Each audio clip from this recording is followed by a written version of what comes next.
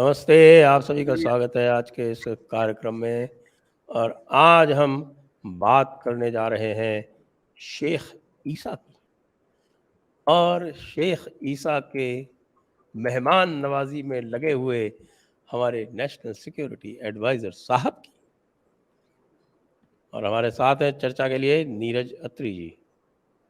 स्वागत है आपका नीरज जी। नमस्ते संजय जी, धन्यवाद मुझे बुलाने के लिए। तो ये जो शेख ईसा साहब आए थे और इन्होंने इंडिया इस्लामिक सेंटर में कुछ प्रवचन दिया था, इनको भारत किस लिए बुलाया गया था? सर्टिफिकेट इत्यादि प्राप्त करने थे, क्या था? जो संजय जी, जो न्यूज़ आइटम्स मैं देख पा रहा हूँ उसमें कोई ऐसा स्पेसिफिक क्या इनका उद्देश्य था यहाँ आने का या किसने बुलाया था वो क्लियर नहीं हुआ मुझे। लेकिन दूसरा पार्ट जो आप कह रहे हैं वो मुझे ठीक लगता है कि आजकल क्योंकि हम हर छोटे बड़े इस्लामी से सर्टिफिकेट मांगते फिरते हैं, क्योंकि हमें ये दिखाना है कि हम इस्लाम के आगे कितने झुकते हैं, तो शायद वही कारण है कि ये यहाँ आए थे और अपने डोभाल साहब उनके आगे इस्लाम की खूब कसीदे पढ़ते हैं और बताते हैं कि किस तरह से ये एक बड़ा ही महान मजहब है और इनकी जो किताब है वो भी बहुत सुंदर संदेश देती है। इसमें जो उनका अच्छा, जो इसमें तो ये लिखा हुआ है इसमें कि साहब इनका जो पूरा नाम है शेख मोहम्मद बिन अब्दुल करीम अल ईसा। ये जो है प्राइम मिनिस्टर मोदी से भी मिले, और ये अब जो है वो प्रेसिडेंट द्रौपदी मुर्मू से भी मिलेंगे। इनको बताया जाता है कि ये क्राउन प्रिंस मोहम्मद बिन सलमान, MBS कहते हैं जिनको पॉपुलरली, उनके बहुत नज़दीक बताए जाते हैं। फिर इनको साहब बड़ा लेविश डिनर इनके लिए लिया गया। इसमें महमूद मदनी, आप जानते हैं ना, महमूद मदनी जैसा जी आग, महमूद मदनी और असगर अली मेहदी, और उसको बता देते हैं प्रेसिडेंट ऑफ जमीयत उलमा हिंद, जबकि जमीयत उलमा हिंद के 2 टुकड़े, और जो हम्म असली जमीयत उलमा हिंद है उसका प्रेसिडेंट इसका चाचा है, वो अरशद हम्म मदनी, जानते हैं ना, जी ओम हु अकबर, ओम हु अकबर वाले। हाँ। और वो जो कि हाँ जो मनु था वही तो आदम था।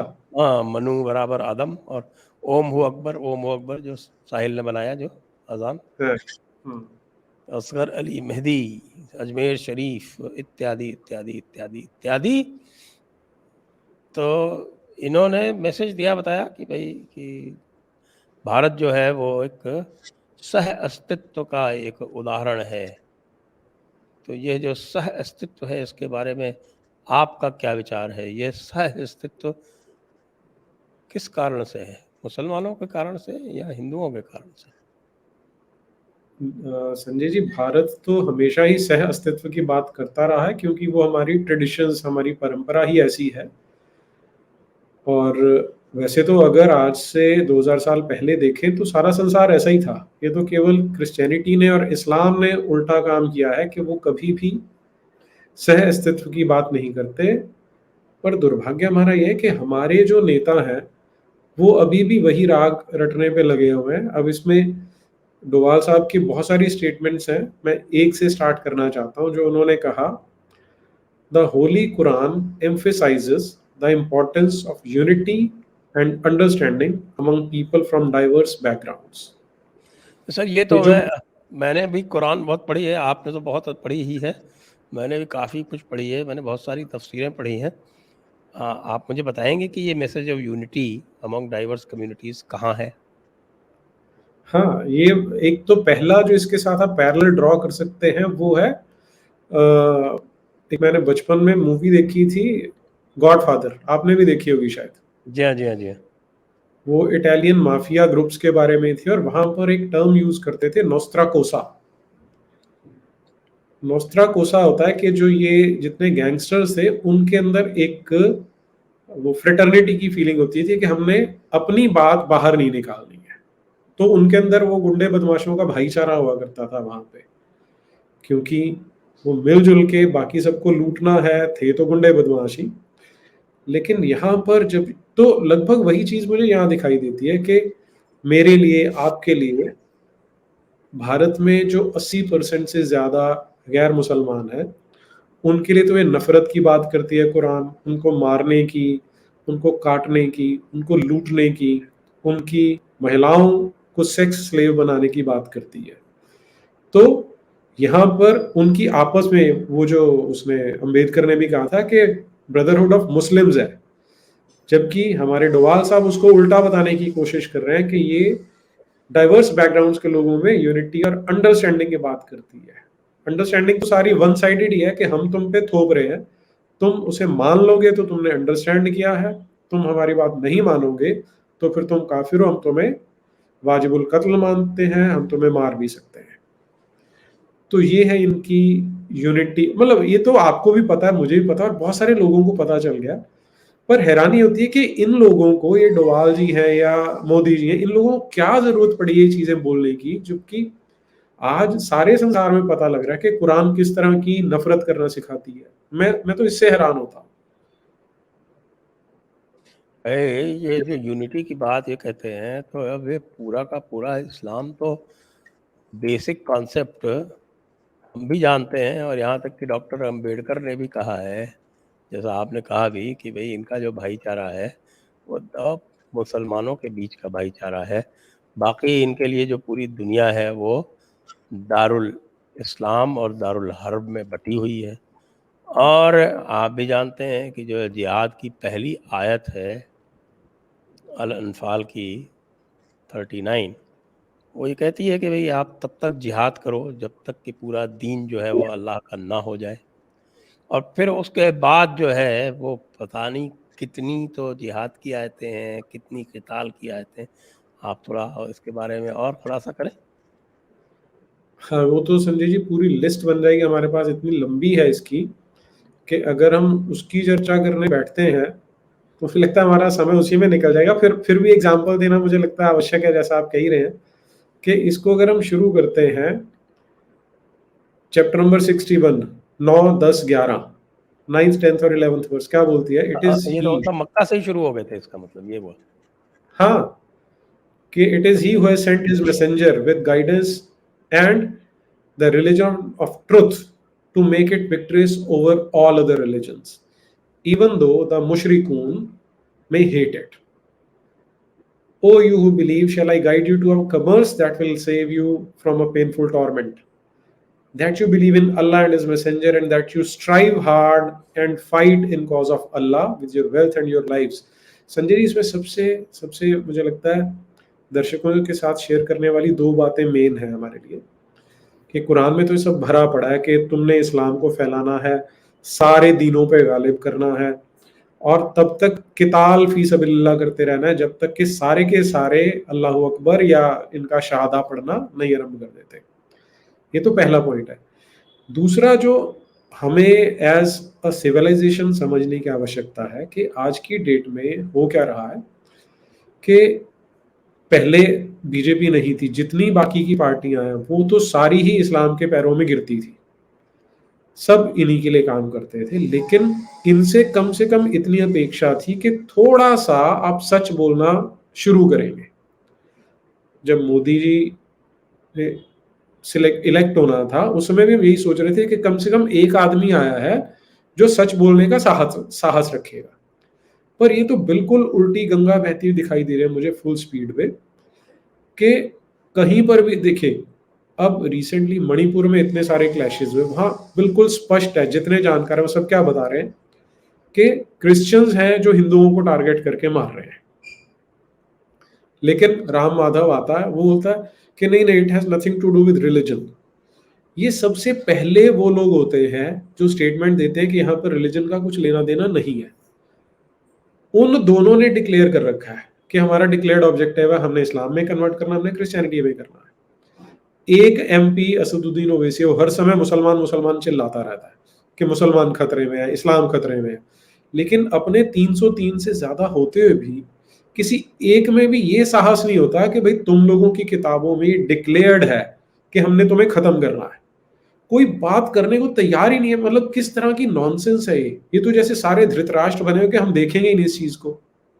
ये है मुझे लगता है जिसपे हमें ज्यादा चिंता करनी चाहिए। जी जी, और कौन-कौन से उन्होंने स्टेटमेंट दिए, बहुत ही हाँ, कसीदे पढ़े ज़रा उसका भी बारे में एक बताएँ? से एक क्या नायाब वो हीरे हैं मुझे लगता है ये तो। शुरू से पढ़ते हैं इसको। जी, India has successfully managed to provide space for all its citizens, regardless of their religious, ethnic, and cultural identities. बिल्कुल ठीक है.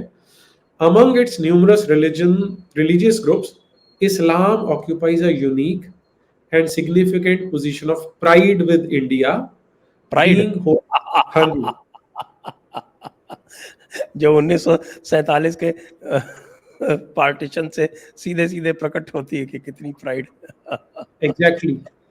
वहाँ हमें कम से कम हमारे नेताओं को ये बोलते शर्म तो आनी चाहिए यार कि तुम उस विचारधारा की बात कर रहे हो जिसने हमारे देश में से दो बड़े-बड़े चंक्स अभी रिसेंटली निकाले। तो लिविंग हिस्ट्री है, लिविंग पार्ट है हमारी हिस्ट्री का, उसमें से निकाले। अगर हम अफगानिस्तान को छोड़ दें, बाकी सब छोड़ भी दें, तो ये तो जीवित, अभी वो लोग जीवित हैं जिन्होंने होते हुए देखा है। आगे चलिए। Islam arrived in India in the 7th century during life of Prophet Muhammad, peace be upon him, and gradually found a new home in the subcontinent. Gradually अब यहाँ फाउंड अ न्यू होम। हाँ,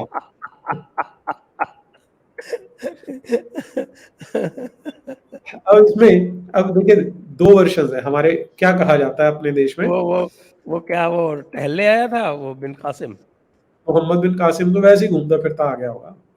हुँ, लेकिन इसमें पता है क्या संजय जी, 2 चीज़ें हम बोलते हैं।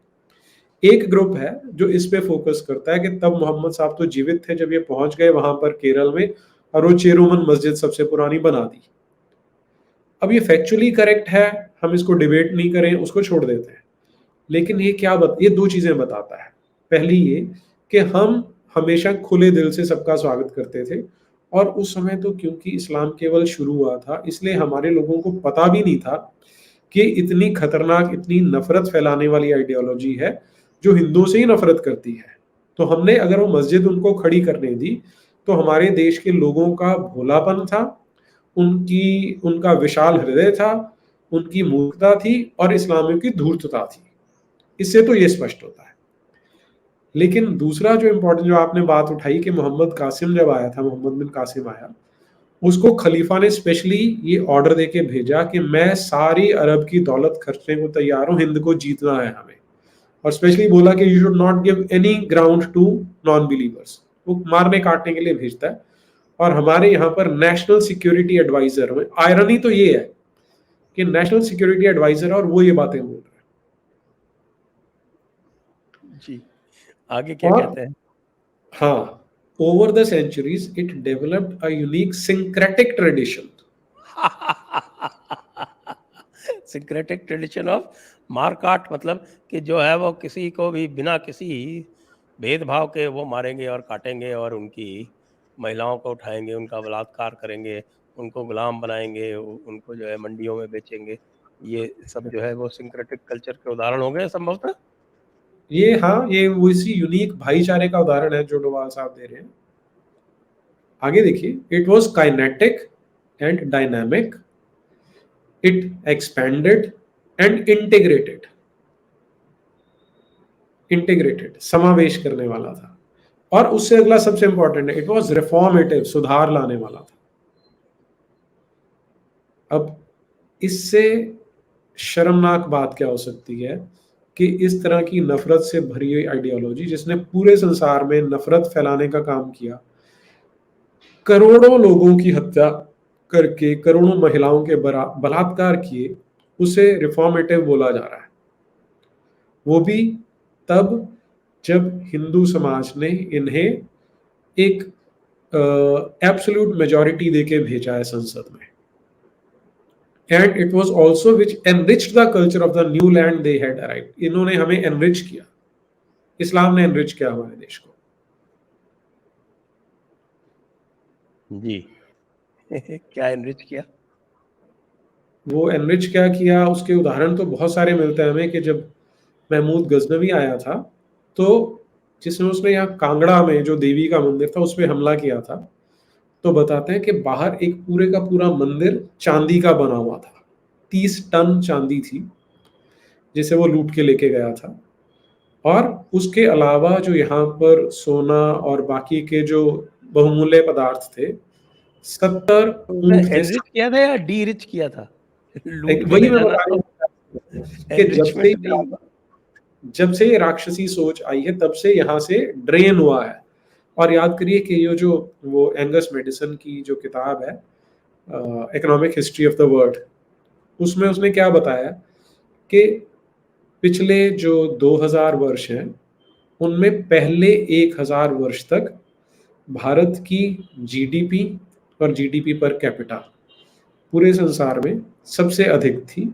लगभग 33-34% थी पूरे संसार के जीडीपी का। और फिर जैसे जैसे इस्लाम बढ़ता जा रहा है, ये जीडीपी गिरनी स्टार्ट हो जाती है, और मुगल काल के आने तक, मुगल काल का अंत होने तक ये 22% रह जाती है। 11% इन्होंने, इस्लामियों ने खत्म की। उसके बाद फिर यूरोपियंस ने खत्म की, वो भी एक अलग इशू है। लेकिन अगर हम केवल इस्लाम की बात करें तो ये इन्होंने हालत की है। और इसका सबसे बड़ा जो प्रूफ मैं देखता हूं वो क्या है, आप देखें कि कहीं भी जब हम बात करते हैं किसी चीज के इफेक्ट की, तो बिफोर एंड आफ्टर की फोटो लगाई जाती है।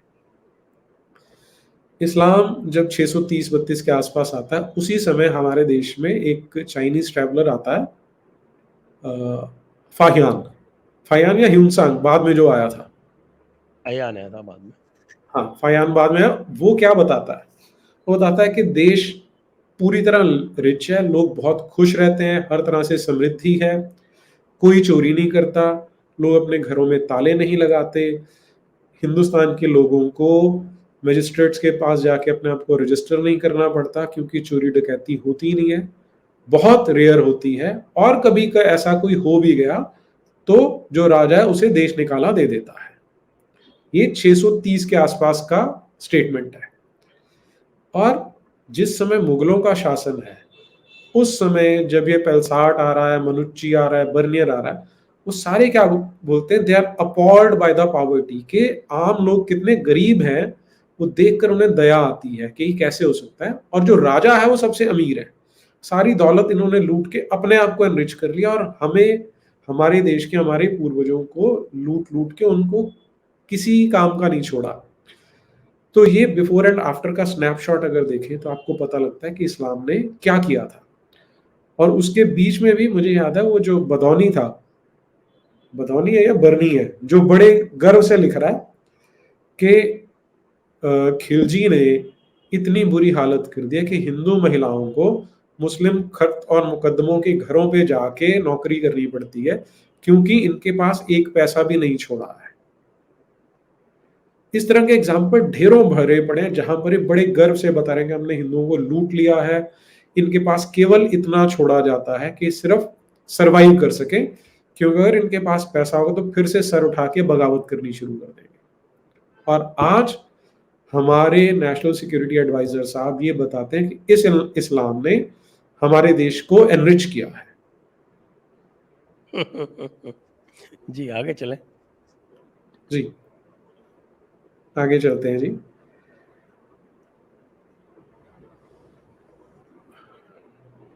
हाँ, the deep spiritual content of Hinduism and Islam brought the people together. इस्लाम में स्पिरिचुअल क्या है सर? अब ये तो या तो हमें अपने एनएसए से पूछना पड़ेगा कि हमें बताइए कि मारकाट के अलावा लूटपाट, बलात्कार, हूरे, शराब, वो गिल्मा, इनमें कौन सी चीजें जो स्पिरिचुअलिटी दिखाती है? एक भी आयत कुरान की जो ये स्पिरिचुअलिटी दिखाती हो, मुझे तो कहीं नहीं मिली। इन्हें पता नहीं कहां से दिख जाती है। और पूरा सेंटेंस पढ़ता हूं एक बार। The deep spiritual content of Hinduism and Islam brought the people together and helped in bringing about a social and intellectual understanding of each other. ये ऐसा लग रहा है कि कोई वो जोक मसाला वाला कोई वीडियो चल रहा है। हाँ, ये तो जैसे ना कोई सटायर तैयार किया जा रहा है, सटायर है ये तो बिल्कुल।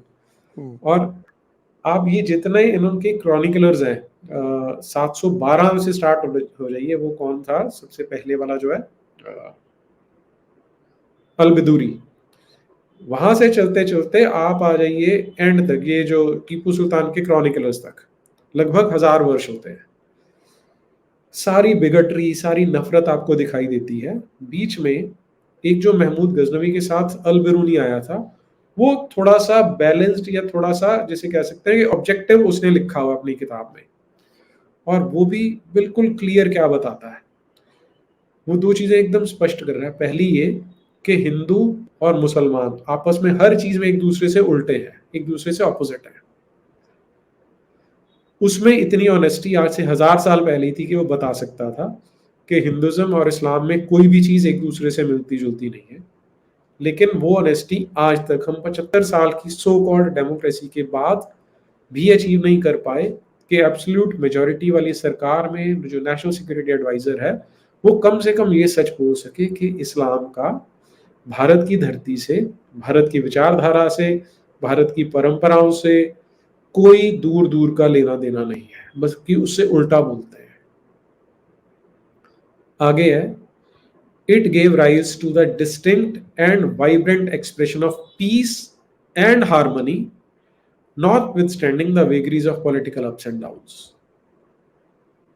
I am at a कहने का loss of मतलब है words. कि जो भी काम आपके सल्तनत वालों ने किया, या अलाउद्दीन खिलजी ने किया, या लोधी ने किया, या तुगलक ने किया, ये औरंगजेब ने जो जो किया, कुछ भी टीपू किया, सुल्तान ने किया, या बाद में टीपू ने किया, या आपके बहमनी सुल्तानों ने किया, विजयनगर के साथ जो भी किया, ये सब का सब जो था, ये एक्सप्रेशन ऑफ पीस था। सोशल एंड इंटेलेक्चुअल अंडरस्टैंडिंग था ये। एक अच्छा। दूसरे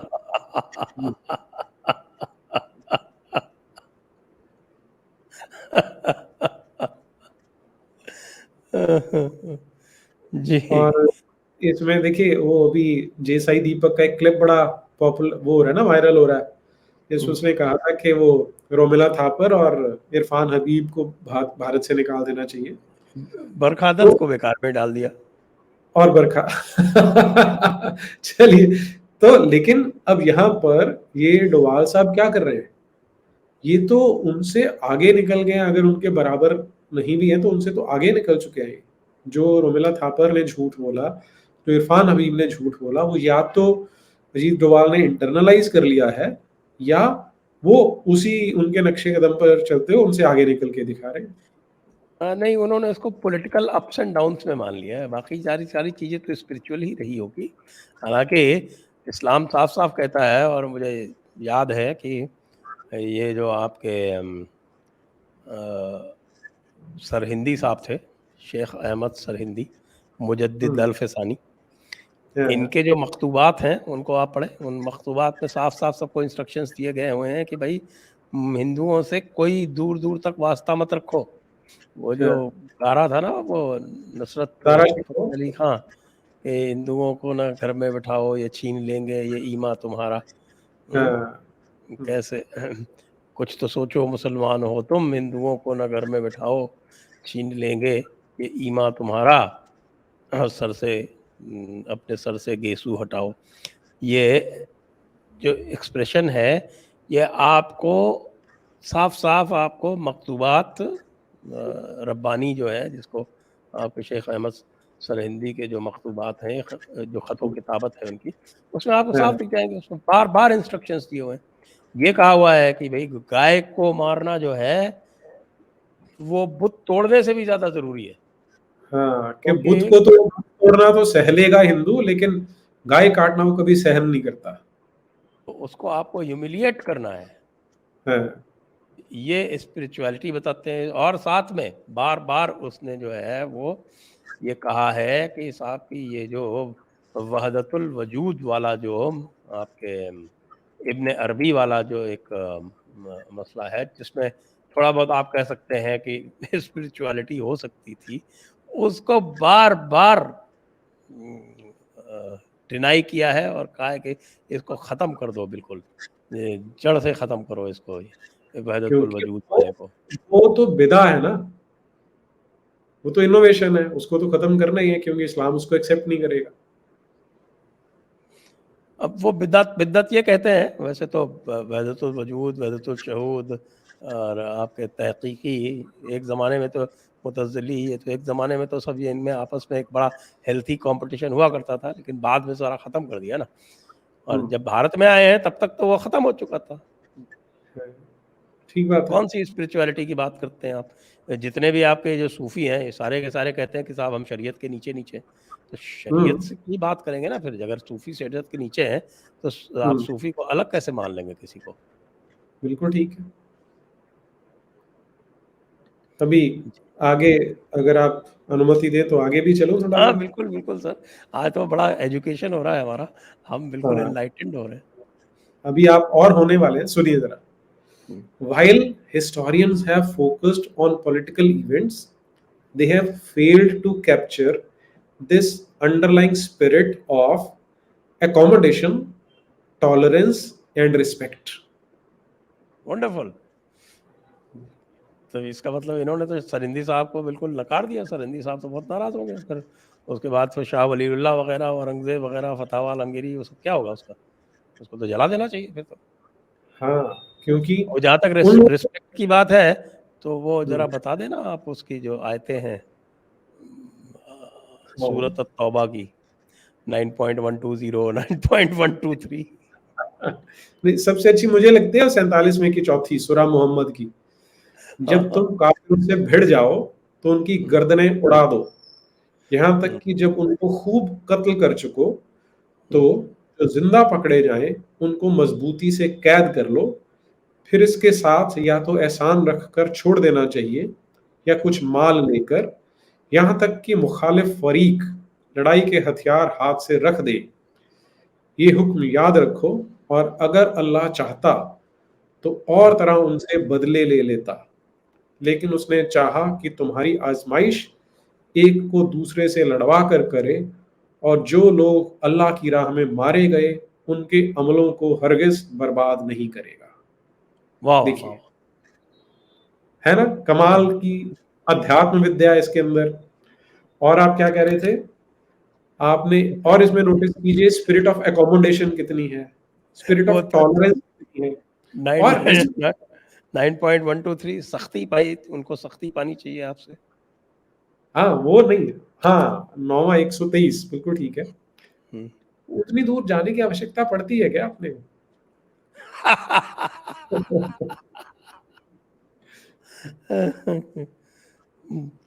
तो ये साहब ये स्पिरिट ऑफ टॉलरेंस और अकोमोडेशन जो है, और ये हमने पाई, और जी, और अभी अभी हम और भी हम बड़े मिलेंगे प्रसन्न हुए।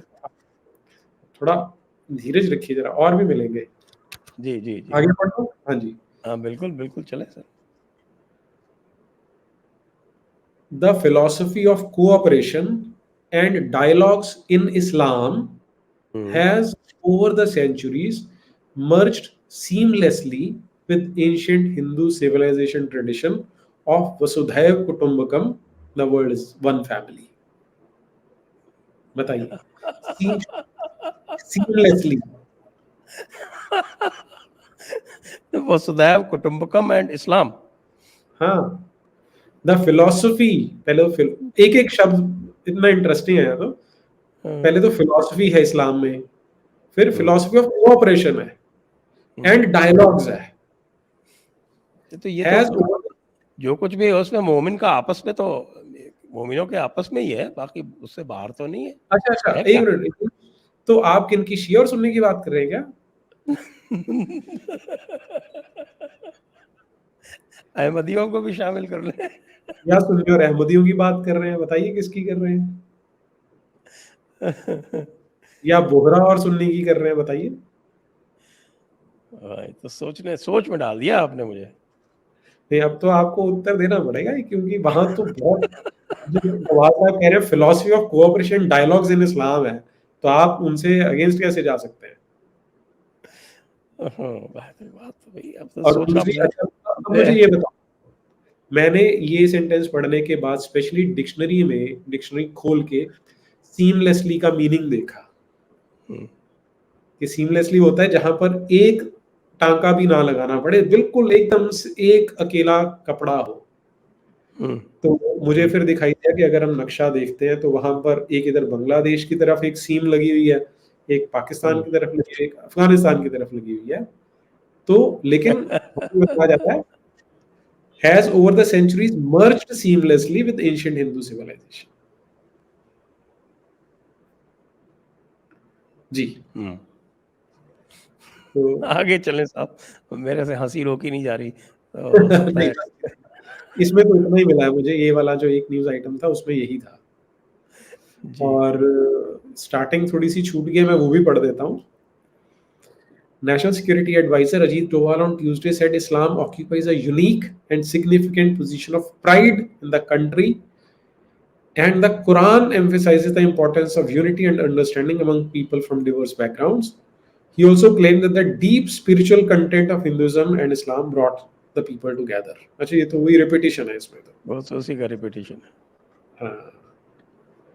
तो अब हमें क्या करना चाहिए मुझे समझ में नहीं आ रहा कि या तो यहाँ पर वो जो सेक्शन 295 ए और बी है उसमें सी डी इनको जोड़ ही देना चाहिए।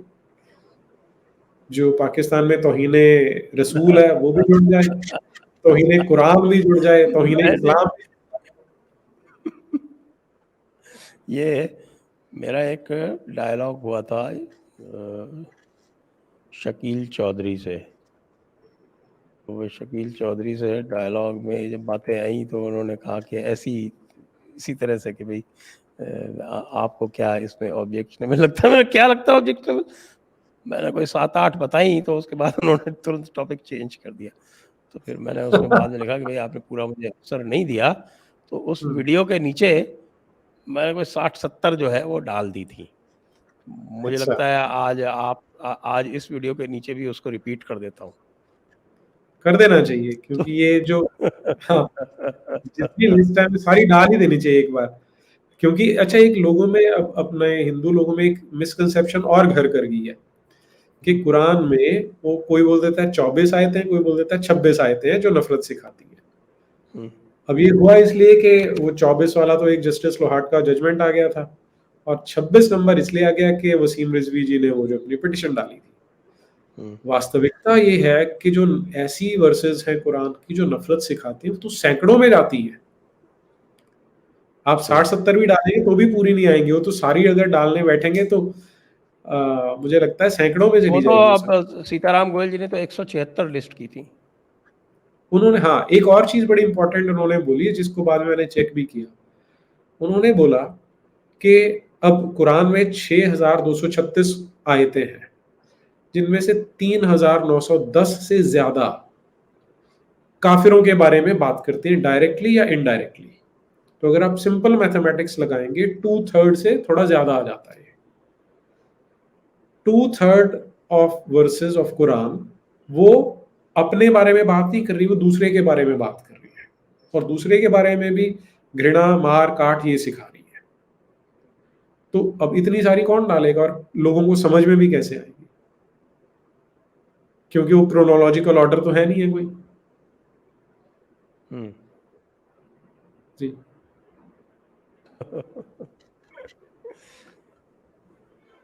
तो अब अच्छा, अब इसमें सवाल तो ये खड़ा होता है संजय जी कि हम करें क्या, कहाँ जाएं? देखिए, हम एक सिविलाइजेशनल बैटल में हैं, एग्जिस्टेंशियल बैटल के अंदर बैठे हैं। पहले तो हमारे पास सत्ता नहीं थी। पहले जब सत्ता मिलने लगी मुसलमानों से, जब उनको हराया मराठों ने, सिखों ने, तो उसके बाद यूरोपियंस आ गए, अंग्रेज आ गए, तो वो एक सेटबैक लगा। उसके बाद सो कॉल्ड डेमोक्रेसी आई, उसमें भी क्योंकि वो नेहरू गांधी फैमिली बैठी थी, उन्होंने उसी चीज को एक्सेलरेट किया कि हमें हिंदू होने का भान ही ना हो, ना स्वयं बोध रहे ना शत्रु बोध रहे। अब इनसे 2014 के बाद एक अपेक्षा जगी थी कि जो स्वयं बोध और शत्रु बोध का विनाश हो चुका है वो पुनः जगेगा। अब सोशल मीडिया के सहायता से आप कर रहे हैं और लोग जो कर रहे हैं थोड़ा सा जागृत भी हो रहा है, लेकिन इन नेताओं का, ऐसे लोगों का क्या उपाय है जो सारे का सारा ट्रेंड रिवर्स करने पे जुटे हुए हैं? इसके लिए क्या करें? मुझे लगता है कि वैसे तो आजकल लोग जो हैं वो इतने जागरूक हो चुके हैं कि पहले ही मैं देख रहा हूँ कि ऑलरेडी जो है इनकी बातों पर जो लोगों के रिएक्शन आने लगे हैं। तो ये जो है इससे बच के तो नहीं निकल पाएँगे, बल्कि इनका और मज़ाक उड़ेगा। और हुँ। बहुत सारे लोग जो हैं आप देख रहे होंगे उसपे जो भी आ रहा है उसके ऊपर किस तरह के कमेंट्स आ रहे हैं, ट्विटर पे भी और बाकी पे भी। और आज जब ये वीडियो चलेगा तो उसके ऊपर भी किस तरह के कमेंट्स आएँगे, उससे आपको पता चलेगा कि कितनी जागरूकता लोगों में आ चुकी है। हुँ। और इस तरह की बातों से, ये बनावटी बातों से अब काम चल नहीं सकता। ये बनावटी बातें अब लोग बिल्कुल किसी भी तरह से सहने के लिए तैयार नहीं हैं। आज से 20 साल बाद, 30 साल बाद जब इस्लाम का अंत हम ये मान के चलें कि होना आरंभ हो जाएगा, तो लोग हँसेंगे नहीं कि इस तरह के इनके पॉलिटिशियन होते थे जो इस तरह की स्टेटमेंट्स दे देते थे। कहेंगे भई ये ब्यूरोक्रेट थे। ये ठीक है। ब्यूरोक्रेटिक इम्यूनिटी है ना? हुँ, डिप्लोमैटिक इम्यूनिटी की बजाय ब्यूरोक्रेटिक इम्यूनिटी ब्यूरोक्रेट इज़ मिलेगी। Not supposed to know. ये ठीक है। जी। तो आइए इसको फिर अब यहीं पर समाप्त करते हैं, जी, आज की इस चर्चा को। आपको बहुत-बहुत धन्यवाद। जी। जय हिंद, वंदे मातरम। धन्यवाद। वंदे मातरम।